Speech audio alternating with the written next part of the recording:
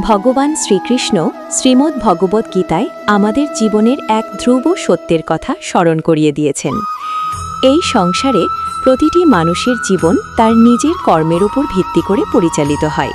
ভিডিওটিতে শ্রীকৃষ্ণের সেই মূল্যবান উপদেশটি তুলে ধরা হয়েছে, যা আমাদের সঠিক পথে চলতে অনুপ্রাণিত করবে। সংসার ও কর্মফল নিয়ে কিছু বিশেষ তথ্য। কর্মফল অনিবার্য।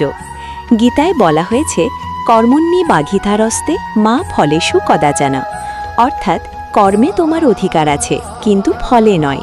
তবে আমরা যেমন বীজ বপন করি, ঠিক তেমনই ফল পাই। আজকের ভালো কাজগুলোই আগামীকালের সুখের ভিত্তি। সততা ও সংসার। সংসারে চড়াই উতারাই আসবেই, কিন্তু যারা সততা ও সত্যের পথে চলেন, শত বাধা সত্ত্বেও তারা মানসিক শান্তি ও শ্রীকৃষ্ণের আশীর্বাদ লাভ করেন। নিষ্কাম কর্ম।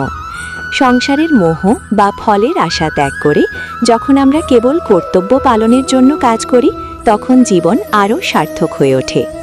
প্রতিফলন। প্রকৃতি বা ঈশ্বর কাউকেই খালি হাতে ফেরান না। প্রতিটি সৎ কাজের প্রতিফলন অবশ্যই ফিরে আসে, হয়তো একটু দেরিতে, কিন্তু সুনিশ্চিতভাবে।